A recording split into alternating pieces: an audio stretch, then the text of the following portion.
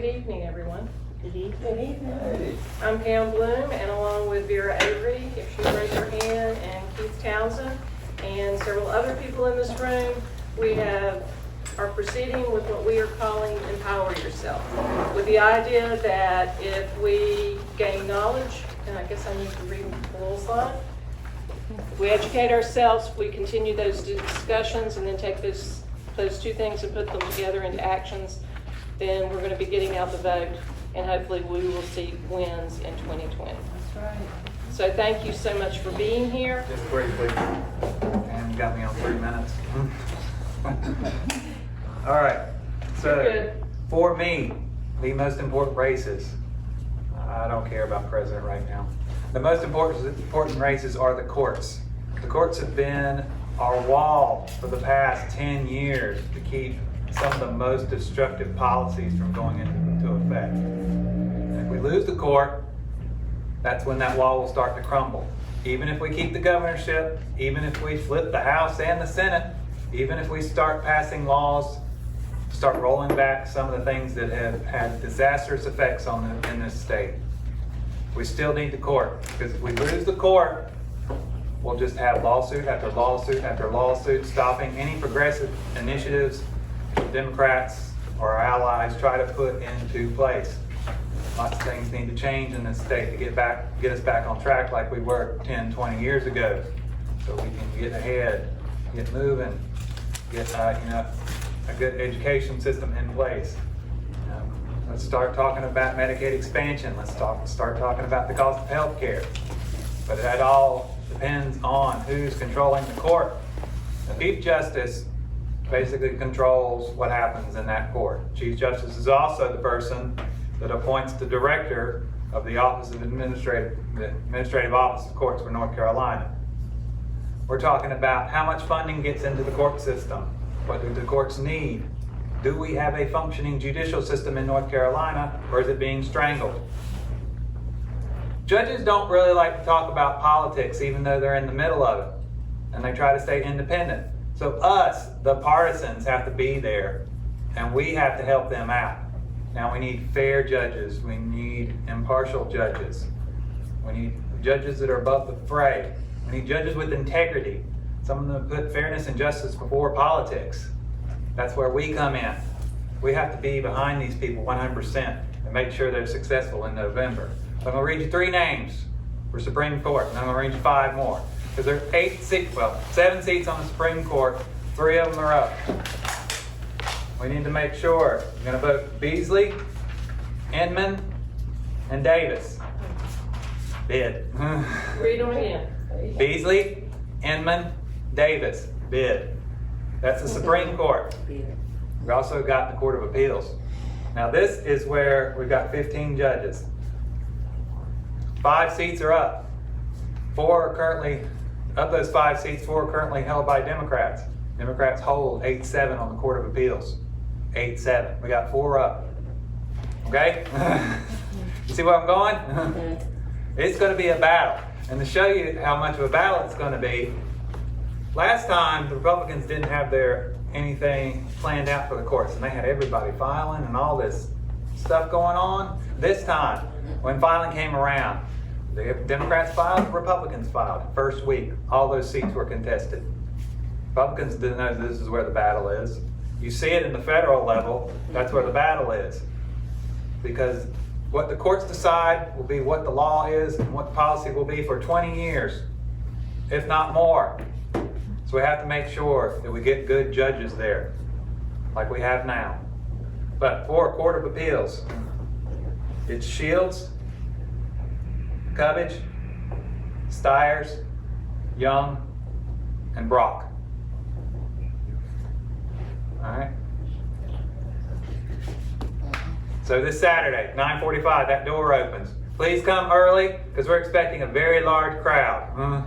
$10 suggested donation. It is potluck. Bring something yummy to share with your fellow Democrats. Or just come. Okay, just come.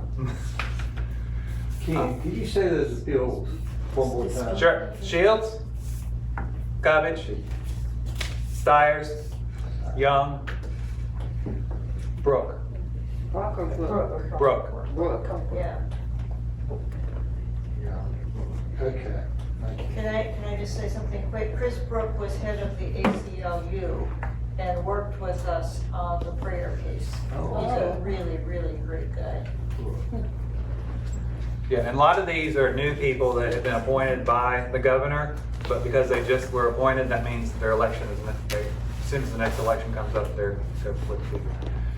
Any questions about the courts?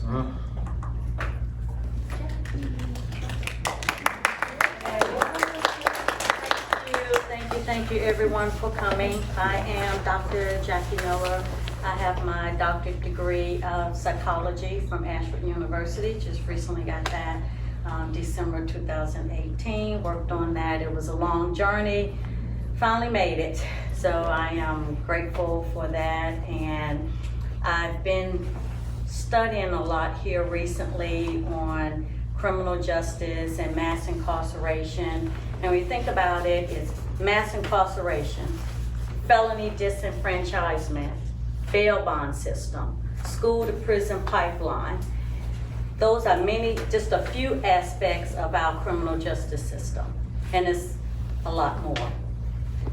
The U.S. locks up more people than any other country. Iceland and Japan has the least amount of incarcerated individuals. What are they doing different than what we're doing, that their incarceration rates are so low? The U.S. has 2.3 million individuals incarcerated. 76% of those individuals haven't even been convicted of a crime. They're simply awaiting trial. They are either too poor or unable to make bail.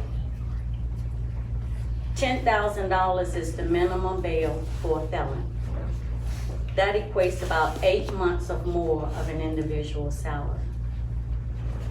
80% of individuals that enter prison, that are in prison now, they're poor. That's 80% in prison are already poor. And then what do you think when they're released? They're not released rich, and they're put back in our society. Let's see, incarceration rates are higher in the South, and people of color are disproportionately arrested and convicted of crimes. Richard Nixon in the 1970s started this war on drugs. This war on drugs has increased our prison system, along with the creating part of our mass incarceration with these minimum sentences, these 3 strikes you're out, all are increasing our prison system. So my question to you is, how bad, how unjust does this system have to get before you decide your vote counts? How bad will it get, or does it need to get in this country for you to decide how important your voice is? Your vote is your voice. Your voice is your vote. According to research, drug laws are ineffective, and they don't rehabilitate. They create a means to target and disproportionately target people of color. Mass incarceration is negatively affecting our communities. When you think about it, we have kids living in our communities that either have one parent incarcerated or both parents incarcerated. So they grow up in this environment, and someone else has to raise them, whether it's the system or another family member. Now you're dealing with more behavior issues and pain and more income issues because of what these children are having to go through. Then that leads into targeting them for school to prison pipeline, because now they can't focus in school. Their focus is on whatever is going on in their environment. Parent locked up, sometimes they can't eat. So by 3rd grade, they really haven't been able to focus or got the care that they needed, and they're not reading on a 3rd grade level. So now the system targets them and say, These are our next prisoners.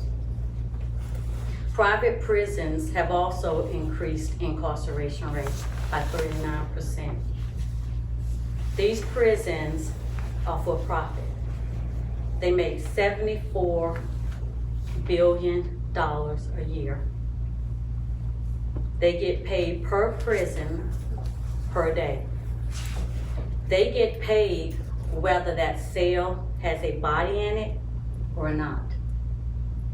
That's an incentive for the government to say, we need a body in there. Why are we gonna pay for an empty cell?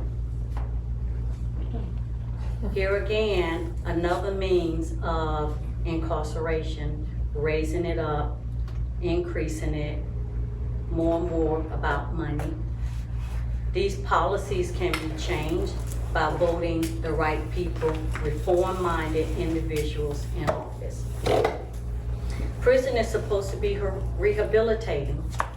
Do you think it rehabilitates? When prisoners come out, they are unwelcome, they're jobless, some are homeless, some has no family, no friends. They're either on probation or parole, and now they have additional fees. They have to pay for their jail fees, they have to pay for their court costs, they have to pay for their probation supervision fees, and if they, and among other fines deemed by the court.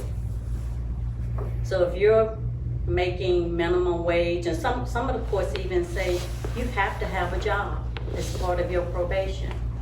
But if you can't get a job because of your record, how are you going to be able to pay these fees? Now what happens? You become violated, and then you're back in court again. Too poor to pay. In some states, felons lose their right to vote.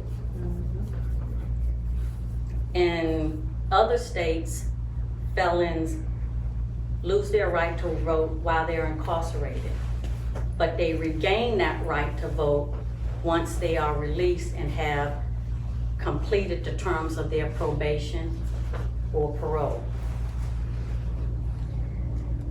Vermont and Utah, Maine and Vermont never take their voting rights away from felons. They can vote while they're in prison. They can vote while they're out of prison. And I asked a man one day, I said, why is it we have a law that felons can't vote? And he said to me, well, we gotta have laws.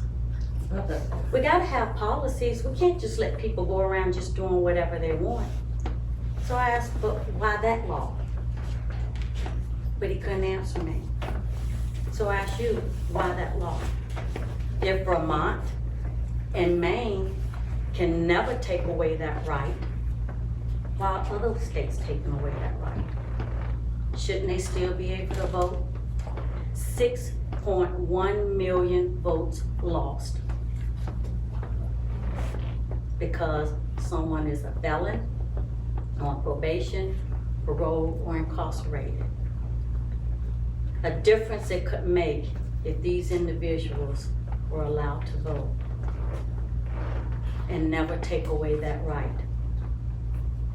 The Jay College, and you have a sheet in front of you, did a study. And they did it with first-year students. And once they did that study, the results of that study, the participants all agreed that felons should never lose their right to vote. And you can see on the sheets in front of you how they conducted that study, and over in the last column it shows you what their findings were.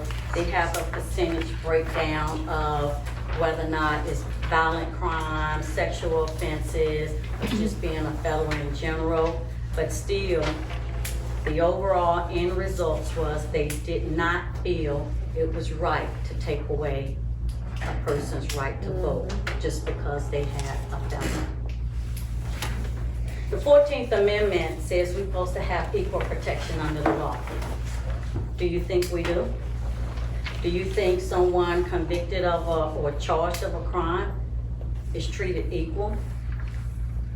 Prosecutors have an array of duties, and they're supposed to follow the Constitution and ethical laws, but often they don't.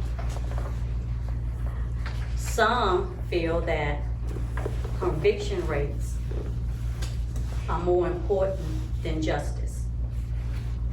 So these prosecutors will use deceit, they will hide evidence, they will coerce witnesses, they will taint evidence or whatever they need to do for a conviction.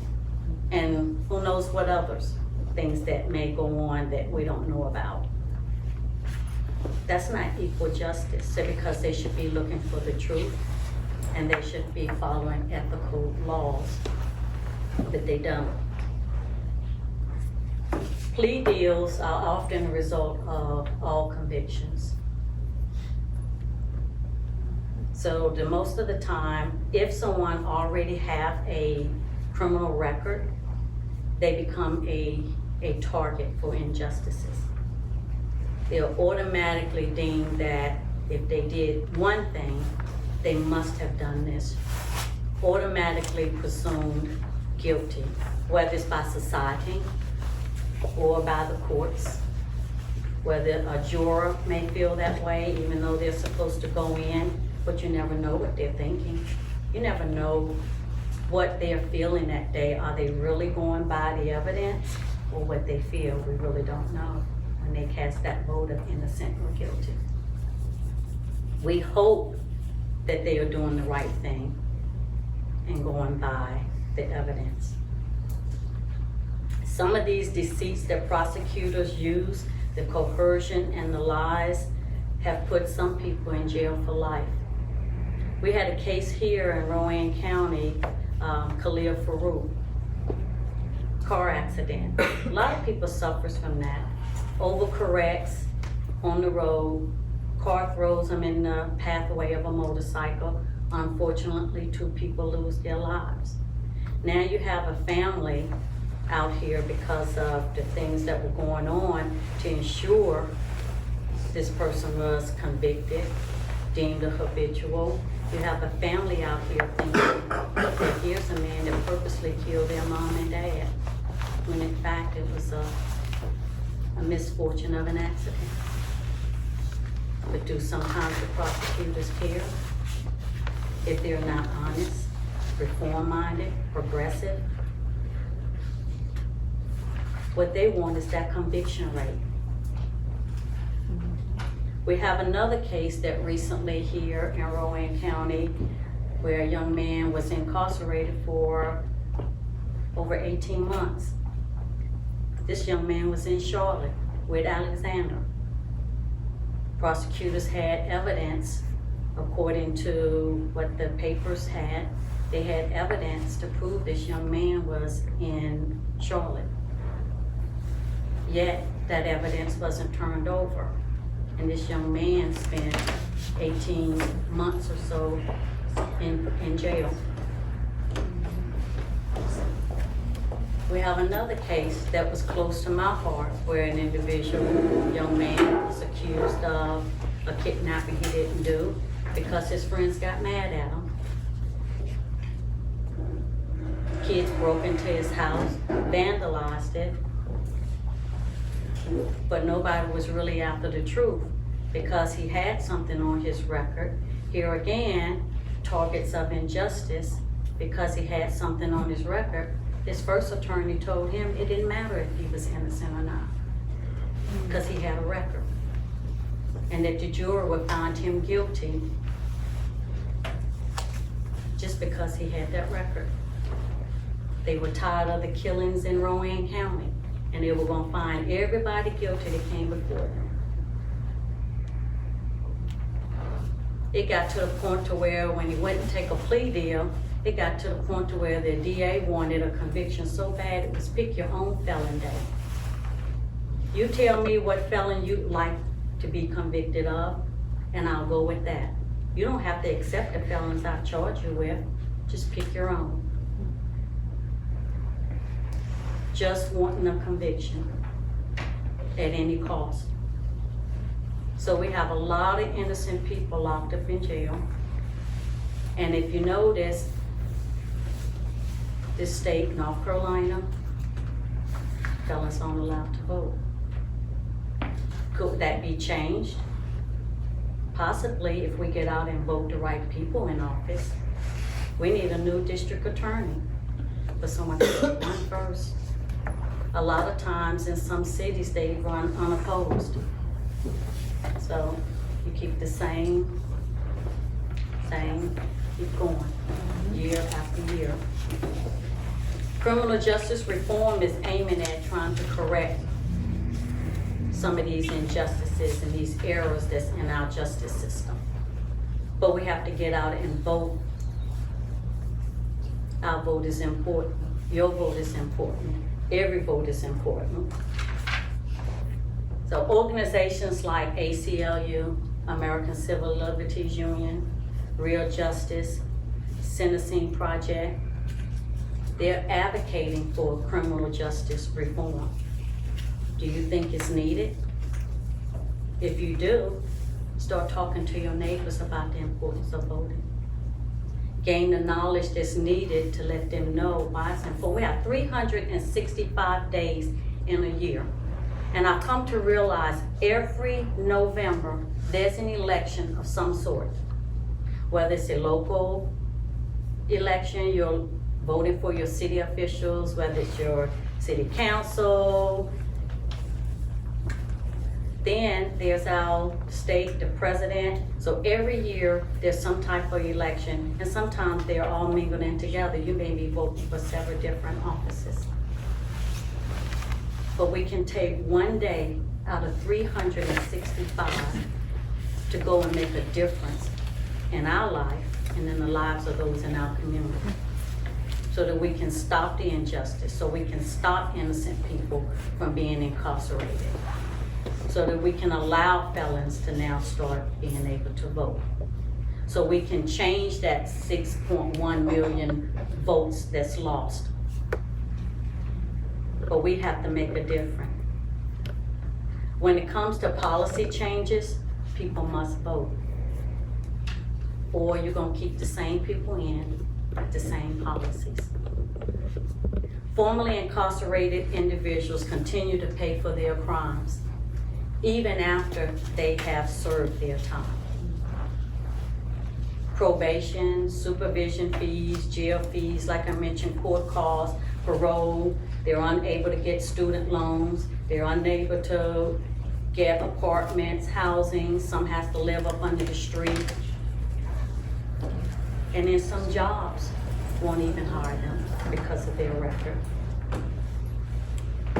When you have someone because they're a drug user, or they've been busted for having drugs on them 3 times with this mandatory minimum, you have people in jail now serving life because they got busted for a 3rd time with drugs for using because of these mandatory minimums. So we need to change that, but we need your vote to do it. Thank you.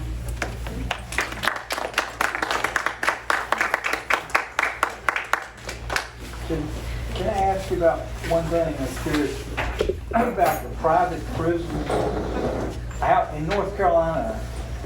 Is that a pretty big issue? Yeah, North Carolina does have some private prisons. I started Googling to see, and there are some privatized prisons here. And they're, like I say, their end goal is to make money, not to rehabilitate anyone. But even in state prisons, they're not being rehabilitated. They're put back on the street waiting for some type of violations for them to go back, because they are walking targets on their back that they're saying, we know you have a record. So I wanted to have a point and then I had a question. So one thing that I don't think people understand is that during the census, those bodies and those beds are counted, and that's part of how we get the districts that we get. So especially in states where you're not allowed to vote, that has to be just a double disenfranchisement to be counted by your state, And then right? not have But a then vote. not allowed to vote, so that's a thing, though.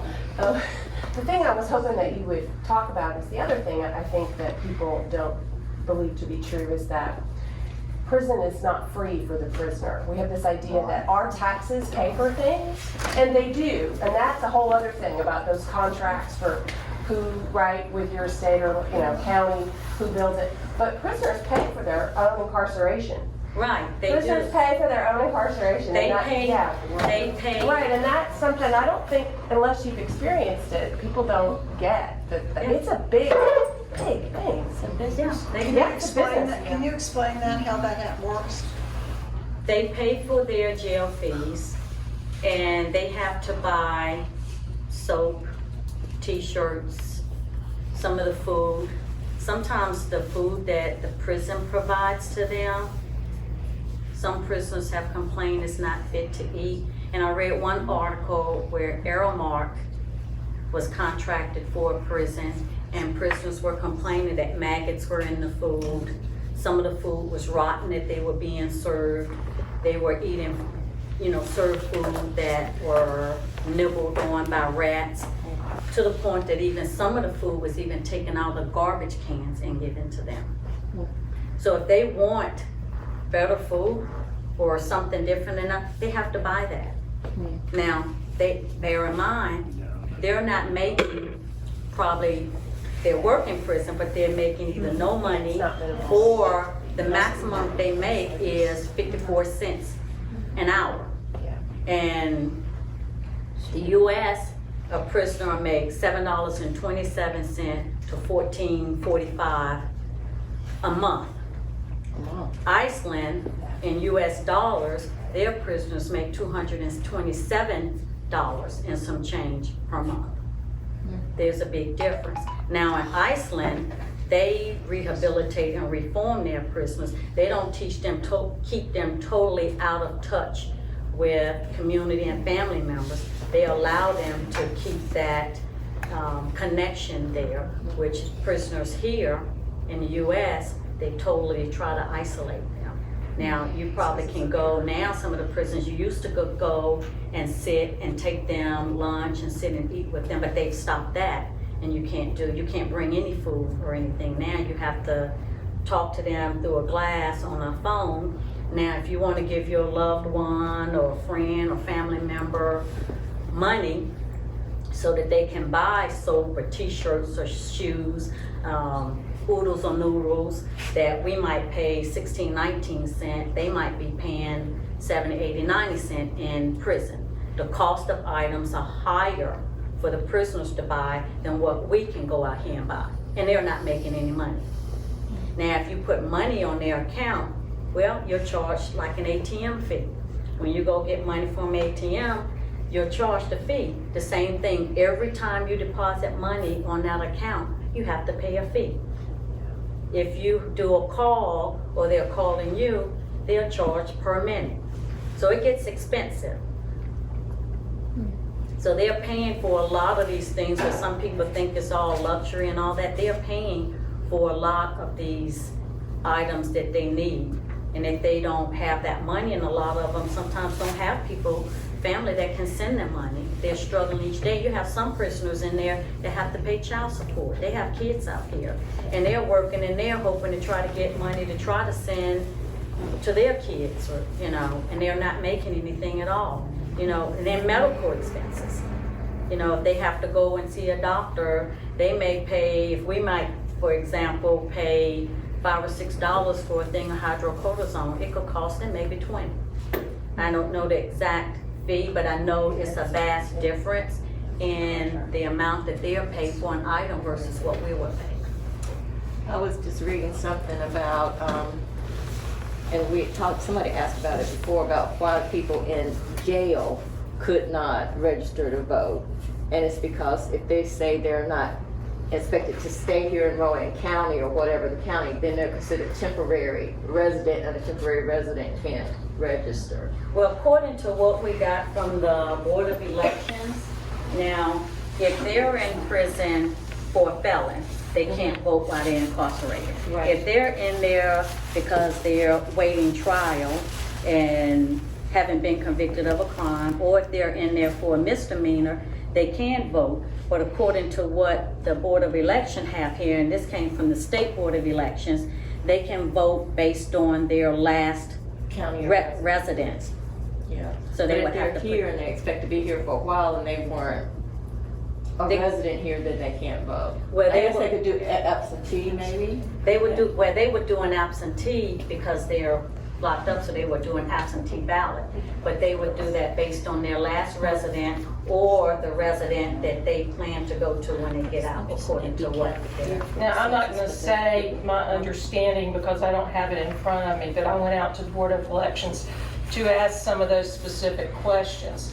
And I think that just as homeless people are able to provide an address, that there is some room within those parameters for them to provide a local address, because oftentimes, because one of the questions that I ask is what happens if someone uses their grandmother's address as their residence, however, their grandmother has passed away while they're being held, not necessarily convicted. So those questions are best answered directly from the Board of Elections, or questions that we may want to speak to the sheriff or the head of police. Not just say when they're paying for their prison, and that all of those fees are included, and their jail fees, their fines, and everything, like I said, and that all rolled bundled in together, and that's how the prisoners end up paying for their own incarceration. Now, if they don't pay for those, like I say, they can be violated. I know one young man, I read an article where he said his probation fee was $1,500 a month. Now, how is he gonna pay $1,500 a month and he can't even get a job? And I read one article where the guy was on probation and had to pay his probation fee, but in order for him to pay it, because it was like $55,000 that he totally owed for the term of him being in prison, and it was saying that he would have to work 6,666 hours, and that's not paying anything except for taking all of his money and giving it to pay that. And if they can't pay it, then they are jailed again? Is that what you're saying? That They become violated. Yeah. And think then they would have to go back before the judge and go from there. I'm Michael Stringer, retired Air Force. I came retired here. I worked at Knox Middle School at At-Risk Intervention. So when you see a lot of these guys out here that with Alexander, you hear some of these guys that have been either the victims or the perpetrators of homicides. I saw them at Knox. And so this is a system that is not, how can I say this? It's not a system of fairness. It's a system of justice. It's what it's supposed to be. And justice is when you do the same thing consistently. And the judges that we elect take that approach. I gave him 15 years for that. I gotta give him 15 years for it. So there's been an explosion of the prison population in this country because people want to be tough on crime. Some of us more seasoned people here can remember Richard Nixon. Don't raise your hand, you guys won't know this, but it's Richard Nixon had something called the Southern Strategy. And his strategy was that I'm going to be tough on crime. Where's the poorest place in the country? The South. The South. So even though people looked at it as being tough on crime, it's really tough on poor people. For example, if I told you that this country at one point was actually wondering, why are we locking people up, period? 25 years ago, if you look on that sheet, it's unbelievable. 350,000 people locked up across the entire United States. Now, there's how many? 2.3 million people behind bars. They're convicted. They're convicted in 25 years. Almost 10 times the number of people. That's why they had to come up with private prison. They didn't have enough bed seats for them. Not enough beds. So when you look at it in that respect, private prisons are a response of Nixon's Southern strategy, tough on crime, and it predominantly affects poor people. Now, since black folks are predominantly, well, I won't say, let's say, just say overrepresented among the poor, you now have 55% of those 2.3 million people are black. Black males in particular.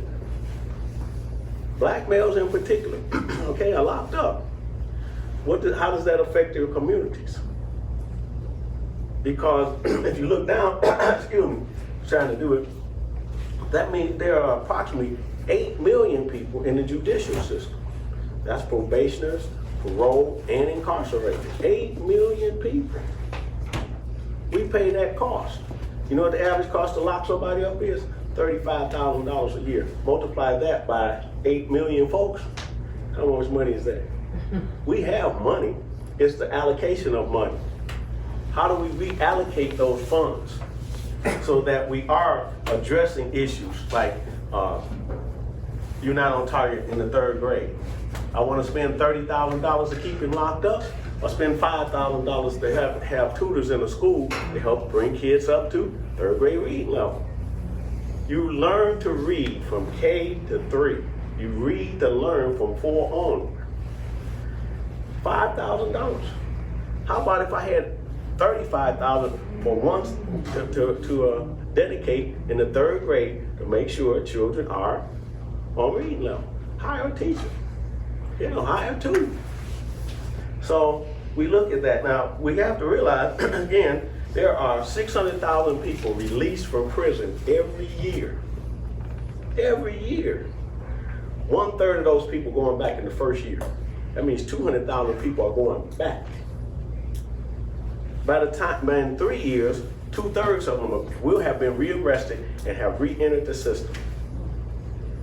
By the time they get out to 5 years, 85% of people will have been rearrested and back in prison.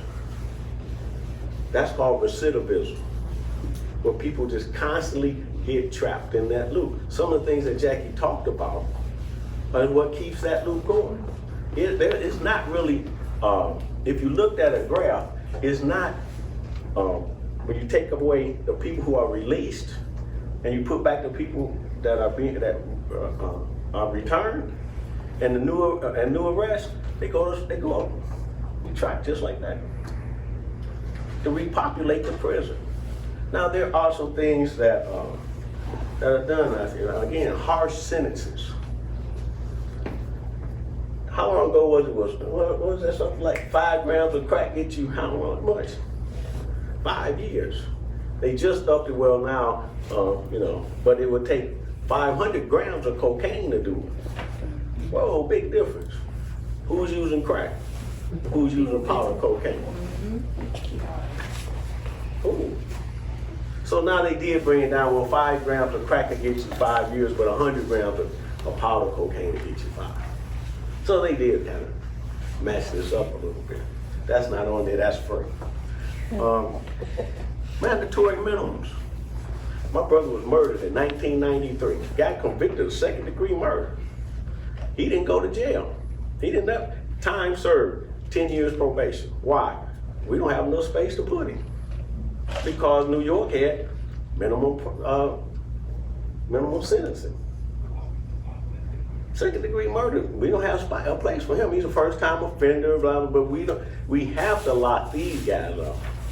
So if you have 5 grams of cocaine, you got 5 years in prison, guess what? You went to jail. This guy killed my brother. He didn't go. That's another reason why I'm kind of into recidivism. Okay, Jackie talked about some things. Imagine that you're going down the street. You're at night, you're on your way home from work. And the light bulb is out on your rear tag. Just one of them, and only have 2. One of the light bulbs is out. Guess what? What is that called? Probability. Pretext stop. I'll pull you over. Dadgum, you're a felon. Oh, I think I smell marijuana. You want to get out the car?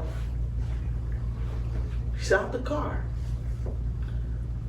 you're a felon. Hey, let's call your probation officer. Let's go drug test you. Marijuana, everybody's.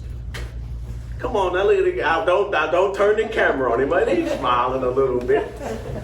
But imagine that. He just got violated. He's working. But luckily found a job, got a job, somebody supported him. But he's violated now. And he's back in the system. Well, he never left the system. He's now subject through violation to get his clock restarted. But let's bring on some other things. So some of the things that's increased surveillance. In a town the size of Salisbury, you think that the law enforcement knows who the top 200 criminal law felons are size 30? Project Safe Neighborhood just developed a list of 22 people. That said a lot. You know what they told them? We're watching you. And they should be. I mean, let's go to the bottom of the sheet down here. One of the things that I talked to the sheriff about was, the sheriff, the guy that runs the jail, the captain over the Rowan Detention Center. He said, at some point, America has to decide. We in Rowan County have to decide. Are we locking up people we're mad at or people we're scared of? Which one you want in jail? Which one? We need to lock up people we're scared of. Did you know that there are 35? When I spoke to them, there were 35 people in the Rowan County Detention Center on a charge of murder.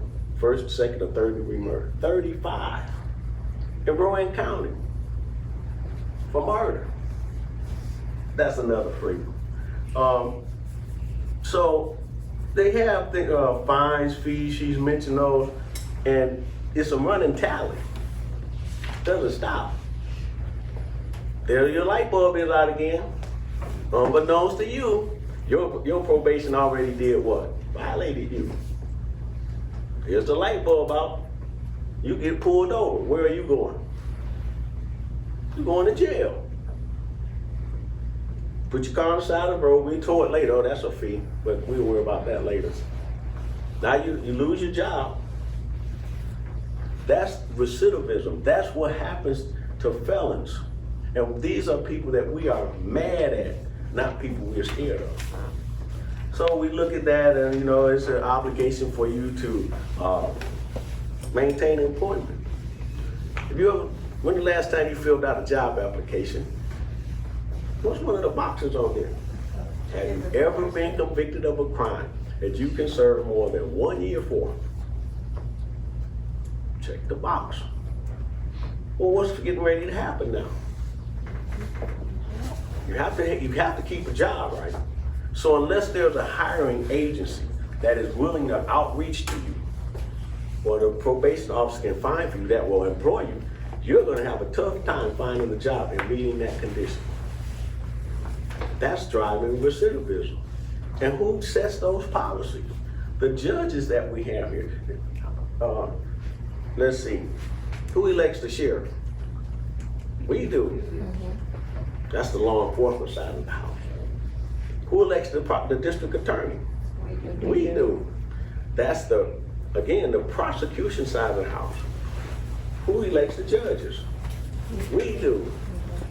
My uncle told me this from a long time ago. He said, Michael, it's not who, in baseball analogy, it's not who's scoring the runs, it's who's keeping the score.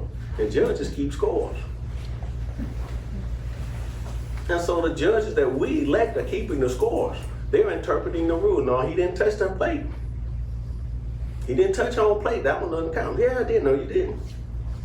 Got tagged him, you out. I mean, and so, again, our votes, and when we go out to talk to people, our votes count. And a small municipality like Rowan County, 500 votes, 200 votes, 100 votes are a lot. And those are things that we can do. We can encourage that number of people out to make sure that they're informed on the issues and can select judges that meet out with or what we want. But let me get down a little bit further here. There's a section on here called a new caste. You know, everybody know what caste is? Yeah. You're born into something you can't get out. Well, think of the prison system as birthing people. Remember, 600,000 are coming out every year. But there's two different type of felons. There are felons that come out of the federal system, and there are felons that come out of the state system. What's the difference? My experience, I have two people that I know that get over 5 years in prison, federal prison. One of them is a truck driver, across long distance haul, making a great living. The other is a licensed electrician. They came out of the federal system. I know some other boys that came out of the state system. They haven't fared so well. So even under our judicial system for felons, there are different classes of felony. You know, check the box. But inside a federal prison, they get a lot better training than in the state system. Let's see. So now, if you talk about a challenge, you should talk about a solution. Do we have judges that are out here wanting to divert people away from real hard prison time? Drug courts. Divert people to drug courts. These are people who have a joint. You know how many kids out there who had one joint and almost got the death sentence, 180 days out of school? It happens, prison to school to prison pipeline. Divert them. How about, okay, Snooki got caught with, you know, he had a half ounce of weed on him. You know what Project Safe Neighborhood guy said? I'll make you pour that out in the grass. I ain't mad at you. I'm mad. I'll make you pour it out in the grass. But if you have a gun, 5 years for the gun, 1 year for every bullet. You see, it's the difference between somebody I'm mad at and somebody I'm scared of. This guy got a gun. He gets to shoot him. I should be scared of him. The guy with the weed, come on now. Shh, don't tell everybody, don't say nothing. Really? So there are stress, and to build community connections. Think about this for a minute. Young man, arrested, he's incarcerated. He may have a child, maybe two. And he's locked up. Hasn't spoken to his children in, pick a number, 5 years. What connection does he have now with the community? None. But instead of us charging this guy this crazy number for phone calls, how about 4 a month, once a week, you get to call him. Talk to your baby. Talk to the missus. Without charging crazy numbers for phone calls. So that's one thing we can do. Just how about humane conditions? A couple of years ago, there was an explosion. What was that, Elizabeth City? Where they killed, they killed a couple prisoners and a guard? That's here in North Carolina. These guys, you put people together like that, they're gonna fight. They're gonna, unless you create humane conditions for people to live in. You made a mistake. It shouldn't be a death sentence. It should not be where your life is ruined forever from a mistake. These types of things are what cause community recidivism. Actually, you mentioned employment. Another one. Not only if you can get a job, what type? $7.25 hours, $14,500 a year. Really? Try to live on that. Even if you had 2 jobs, that's going to be tough.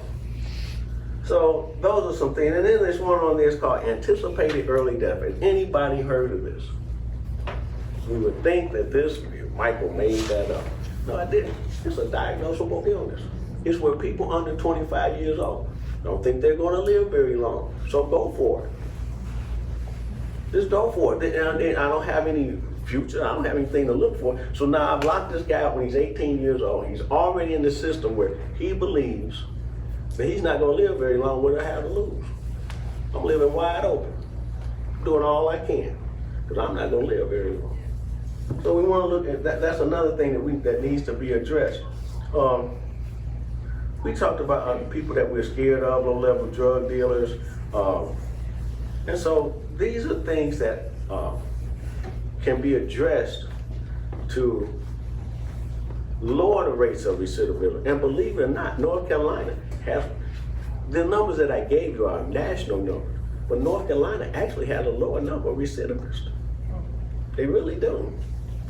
We don't send people, but don't wind up going back as much as other states, Mississippi, Louisiana, Texas, Arkansas.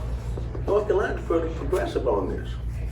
So what are we gonna do? What officials are we gonna elect? What judges are we gonna select to make sure, or attempt to make sure, that this doesn't happen to somebody again? So, hey, that's pretty much all I gotta say. A lot. I talk pretty fast. So, questions or? Yes, ma'am. I have a question for one or both of you. And Jackie, you might want to join and we'll open the floor. If you need to get up and stretch, please do. If anybody's thirsty, we've got some waters I can pass out, but continue, please. Okay. I mean, it's pretty clear that we vote for a number of people up that line, including the district attorney and the judges and so on. What influence can we have on what goes on inside prisons? I mean, that seems to be really a separate system. Somebody makes a decision about all those fees and how much their phone calls cost and all of that. The judges don't make those decisions, right? So how can we possibly impact on any of that? That's the state legislature. Oh, it is. Because they're the ones that sort of, I think it's the Rowan Commission, in one area, the minimum sentencing guidelines, probation guidelines, all those things are laws that judges interpret.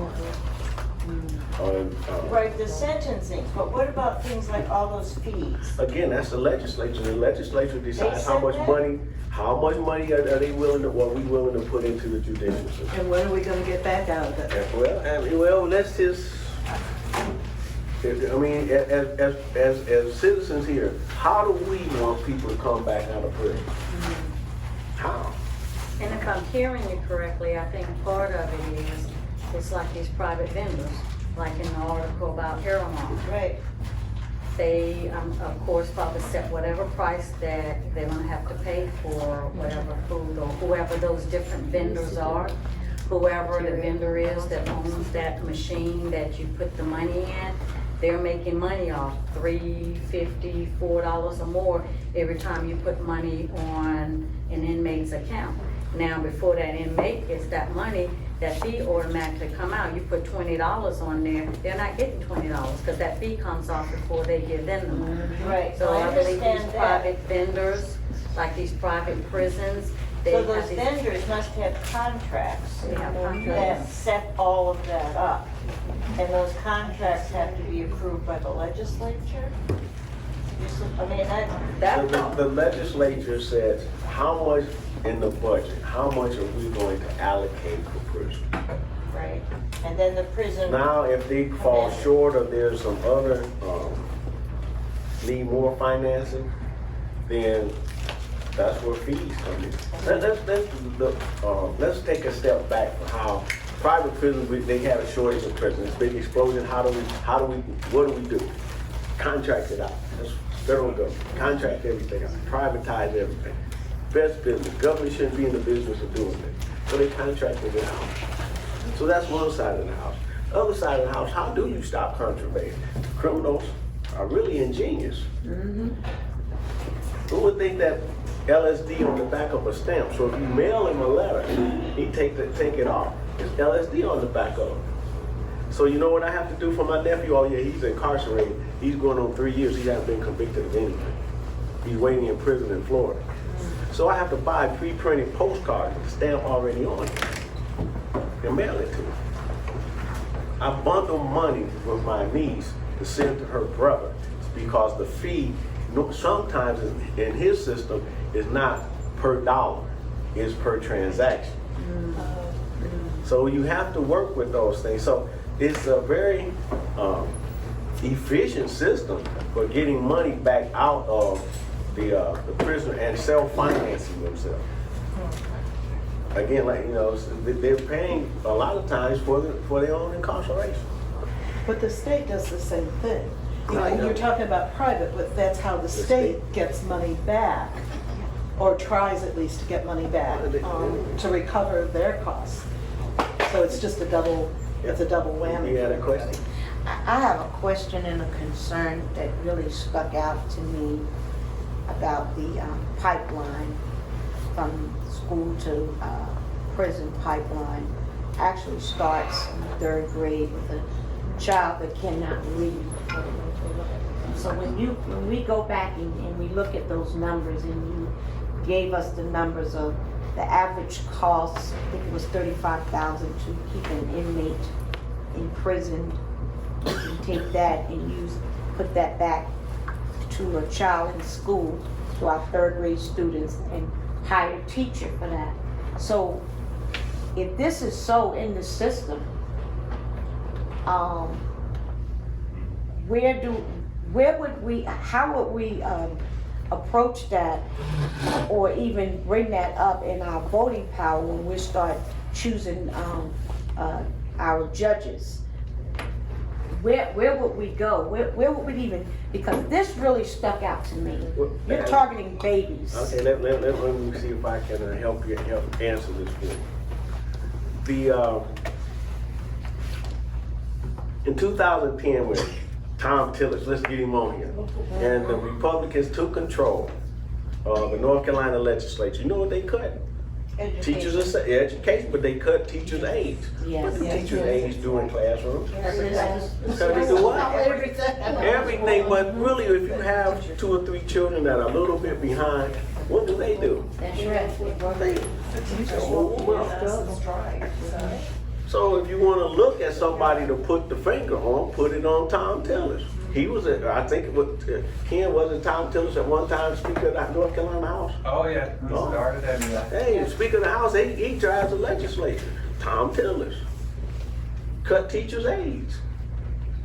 Now, I mean, teachers' aides don't make as much as teachers. They probably work harder, but they're the people that, you know, that you help cut down, assist in classrooms, so that the little kid who is behind gets some extra attention. Vote for legislators who are saying, I will support education. I will help put some of the, I can't remember the number, please don't quote me on this, but I will put some of the 4,000 or 5,000 teacher aide positions that were cut back into the system. North Carolina went for one of the best educational systems. We're just barely above Mississippi. Yes. And I lived in Mississippi for 5 years. I'm telling you, it's not good. I have a question. Yes. It seems that every time when someone says we're going to take it from here, we're going to put more here, then there's always the argument, well, then we can't give, for example, teachers a pay raise. What are you going to do? You divide the people. You say, are you going to give it to aides, or are you going to give the teachers a raise? Now, there always, that seems to be a ploy that's used time and time again. And I don't know, the answer to that is Again, let's go back now. I think, let's look at this raw number. $35,000 is a lot of people. $35,000. So it's a reallocation of money. Okay. It is a reallocation of money. Where do you put the money? Locking them up, keeping them incarcerated, putting them in this system, or do you put the money on the front end? How about pre-K? How about some of those things? I mean, people dash around the stuff. Oh, we have the education lottery. Really? No. You know what that was? That's an excuse for the state legislature not to pass taxes. Yes. That's what that's for. And a tax on the poor. Yes. Right? But it seems like if you have 35, in some states, it costs $35,000 to house a prison per year. In other states, it may be as much as $60,000 per year to house a prison. So you would think, versus doing things as far as like maximum minimums, mass incarceration, war on drugs, trying to do everything we can to keep people in prison and making that a billion-dollar industry. Why not allocate that money instead and say, okay, we're gonna have free college? Because that 35,000, 60,000, whatever per year, how many college students could go get a free education? I think you got a question. It's not really a question so much as an observation. I think that this points out the extent to which, and I'll say politicians, want to isolate each group. And it goes to what you mentioned. So we know that they've created a fear, a ridiculous fear number around black and brown people. We know that they try to separate us. They try their very best to isolate white poor people from the rest of the poor people.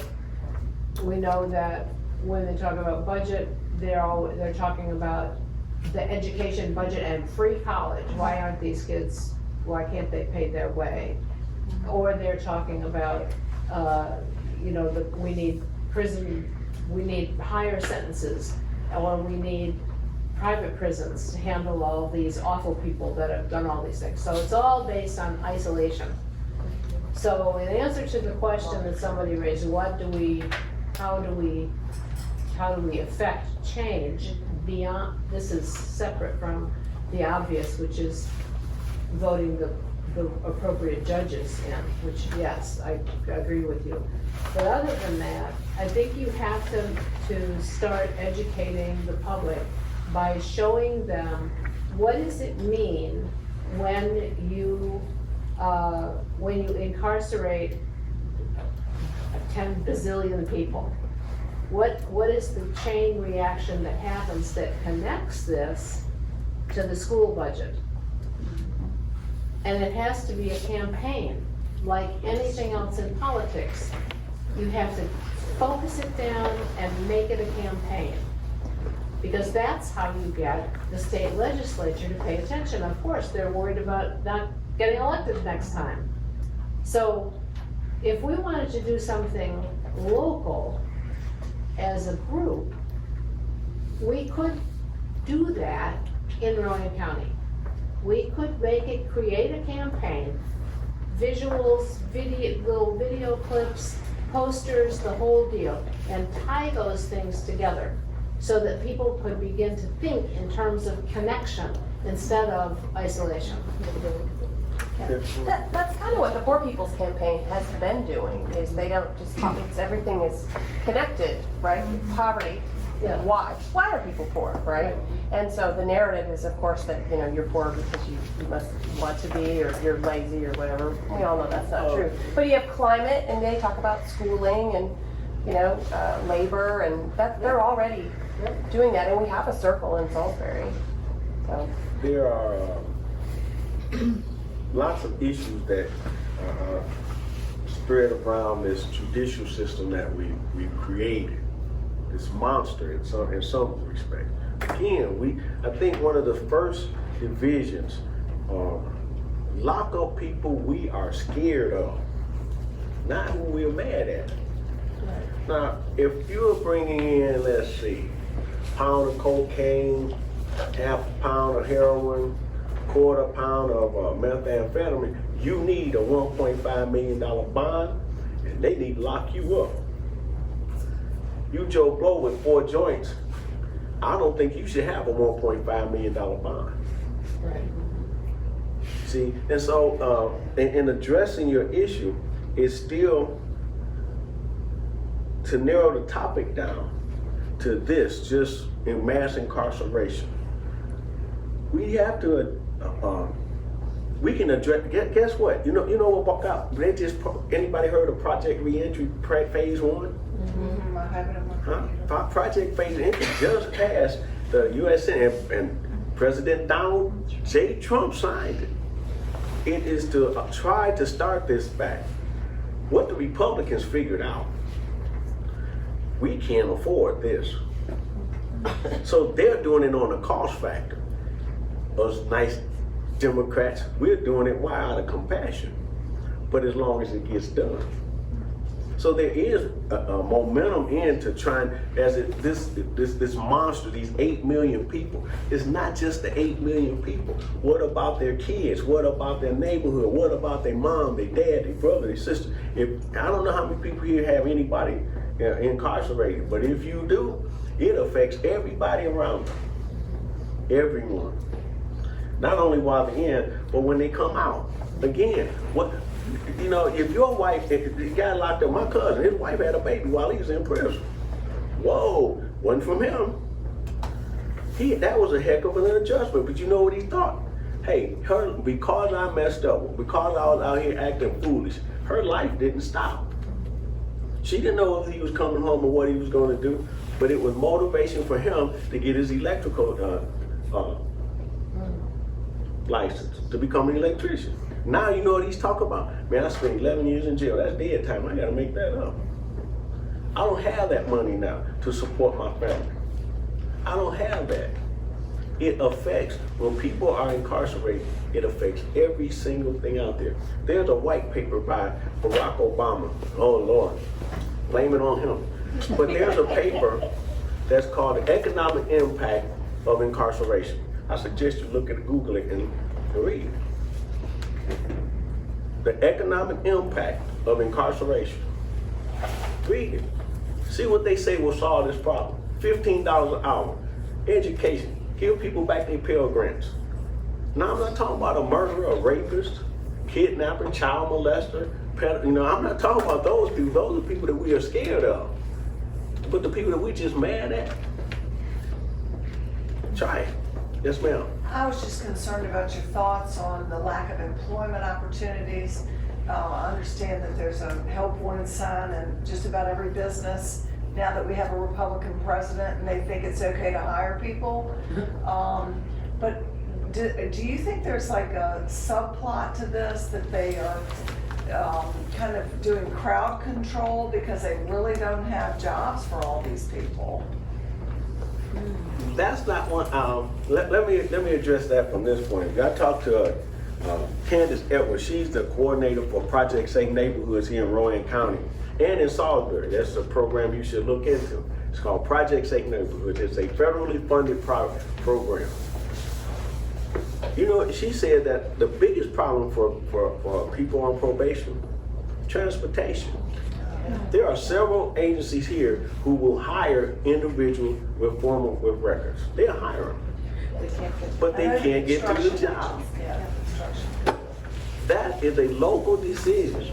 That is Rowan County making a decision about where it's going to run the transportation system to. That is Salisbury making a decision. The city council making a decision about where bus routes are going to be. Those are local issues. People have to vote. Make people aware and get them to vote. Just think about how many people you know. Somebody that you know or your family knows has been incarcerated. But it seems that I'm going to say this on my personal thing, not on some of the research that I spoke on earlier. But personally, I feel that whether they were a murderer or wherever, once they've served that time and they get out, society continues to punish them. Yeah. So why say you can't get a grant, you can't get any of this? Well, we'll give it to only the ones that are drug dealers, but because of what do you term it, the ones that we're scared of, or however that's put, once they've served that time, they should be able to have those benefits of being able to vote, getting those same benefits. And when the Project Safe Neighborhood has this list that I'm hearing of these 20 people, whatever, that sounds like we're continuing to punish them. We're watching them, we're doing this, and what if some of these individuals weren't really convicted? People take plea deals for things that they didn't even do. They've served time for crimes that they've never committed. Because once you sit there, we've had cases here, like I mentioned, the Khalil Farouk, a 6-year case. After being locked up for 6 years because he wouldn't take a plea deal, they threw additional charges and changed to murder. We'll give you life if you don't take this plea deal. Where you have other individuals that they're thrown these plea deals, and after they've either been incarcerated because they were too poor to make bail, and they've locked up year after year after year, month after month after month, and they're, well, I'm gonna get out, I'm gonna take anything just to get out. Or if the odds are so stacked against them that they're saying, hey, we got this against you, we got this against you, we got this against you. And if you have a prosecutor that is unjust and not turning over evidence that would show that this individual did not indeed commit this crime, here's an individual that's looking at stuff that's saying, wow, they got all against me, but I didn't do this. But I'm gonna take this plea deal. You have a lot of people that have been incarcerated and are incarcerated that are innocent. So why have this list that you're targeting people? These could be innocent people that just took a plea deal because they no longer wanted to be incarcerated, or because the odds were stacked against them. So I'm not getting how this Project Safe Neighborhood, whatever it is, where's the fairness in it, where's the justice in it? Well, if you're talking about the people that they called in that are causing trouble in the community, there were booths all around the entire room of people that want to help them. Project Safe Neighborhood, and this is shit, I won't get off of it. Project Safe Neighborhood has 3 components. It has law enforcement, it has the religious community, and it has grandma. Grandma is the local community. So these, and then they set out in this program to try to get these, and they will provide services for them in Project Safe Neighborhood. That is a federally funded program that they're trying to discourage people from going to jail. So that's a Project Safe Neighborhood is Project Safe Neighborhood. Look it up. You can Google that one. Yes. I just wanted to say there's this program that's being introduced now. It's run through, I want to say DHHS, and it's been introduced here in Rowan County. It's called NC Cares 360, and it's kind of based off healthcare, but what it's supposed to do is address the social determinants of health, which are employment, good home, housing, a whole lot of other issues. So it's kind of a referral network. And we do have grant funds available, and the idea is wherever someone comes into contact with the system, whether it be at DSS or at the health department or whatever, once they express that they have a need, then that agency is charged with making referrals to try to get them help with that, meeting that need. So if it's good housing, you know, they've got the different places they can refer to, and whether it's transportation, because we realize transportation, as you said, is a big issue. If you're outside Salisbury proper, there's really not very many resources available. But what they're trying to do is trying to recruit people like rideshare, things like that. And all of these things are government funded. We have, when I say we, the state has a grant that's, I think, good for at least 5 years. It's a lot of money behind it because you realize that people can't progress if they're lacking a need. You know, you can do a short-term fix, but until you address the underlying issue, you really can't get people's outcomes to be better. So there is some money available, and that program is in place. Like I said, it's called NC Cares 360. I think it's funded through DHHS, but a lot of people are not really aware that it's still out there, that it's out there at all. But it was just launched in Rowan County in December. One thing about what Jackie mentioned, and I just thought about was that what amount is put aside for public defenders? Remember, we're talking about poor people, correct? We're talking about poor people. I got a DWI. I had $10,000 to keep my driver's license. Huh? I had it. What about a guy get a DWI? If he doesn't have $10,000, he can't drive. Now what happens? Can't work. He got to go to work. He gets pulled over. What's next? Bang, revolt. See, it is a money system, but if, to address Jackie's point, if we put more money into public defense to try to balance the scales, you know, now a lot of public defenders can't do what, pro bono work. I mean, they may have a public No, defender. not the public defenders in the state are for murder. Huh? Murders. They've got the indigent list where But- attorneys get paid by the state to help them out, but there's not really a public defender's office. And they went for time without getting paid, because Rowan Francis. Right. And she So- wasn't getting But paid. as you imagine the public defender's office, that's not the way it's structured in North Carolina. And I have not been inside the court system for a while, but it is, do they still have the list? So, Ryan? so there's public defender's office in the larger counties like Charlotte, Mecklenburg, Guilford, Wade. But in smaller counties like here, we don't have a public defender's office. We just have the list that you're referring to, which is Yeah. court-appointed attorneys who are all private attorneys who agree to do court-appointed work. For a very, very, very small fee, which got smaller 10 years ago when, you know, Tom Dillon took over. What's driving this whole thing is about what? Getting out to vote. Being aware of issues. Being aware of how local things affect you. Just being aware and going out and casting ballots. I'm gonna get an Air Force version about this now. There's a difference between voting and casting a ballot. Big difference. You can vote to stay home. Your voice doesn't matter until you cast a ballot. So with that, Pam is casting a ballot and say, Michael, sit down and shut up. I would like first of all to give Michael